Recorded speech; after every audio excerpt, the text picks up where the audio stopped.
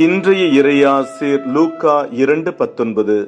மரியா இந்நிகழ்ச்சிகளை எல்லாம் தன் உள்ளத்தில் இருத்தி சிந்தித்துக் கொண்டிருந்தார். அன்புக்கினியவர்களே, நலமா? இந்த நாளில் இறைவன் உங்களை தன் ஆசிரால் நிரப்ப வேண்டுகிறேன். நம் வாழ்வில் அன்றாடம் பல நிகழ்வுகளை சந்திக்கிறோம்.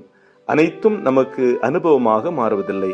சில நம்மை சீண்டலாம், சில மகிழ்ச்சி படுத்தலாம், சில வருத்தலாம், சில நமக்கு பாடமாகலாம், அல்லது சில நம்மை குழப்பலாம். ஆனால் மரியாள் தன் வாழ்வில் நடந்த அனைத்து நிகழ்வுகளையும் உள்ளத்தில் நிறுத்தி சிந்தித்தார். காரணம், அனைத்தையும் நிகழ்த்துபவர் இறைவன் என்று நம்பினார். புரிந்து கொள்ள முடியாத போது பொறுமையை கடைபிடித்து எல்லாம் நன்மைக்கே என்று புரிந்து கொண்டார். இறைவன் கொடுத்த வாழ்விலே ஒவ்வொரு படியும் இறைவனுடையது என்று நம்பியதால் அவரால் துணிந்து நடக்க முடிந்தது.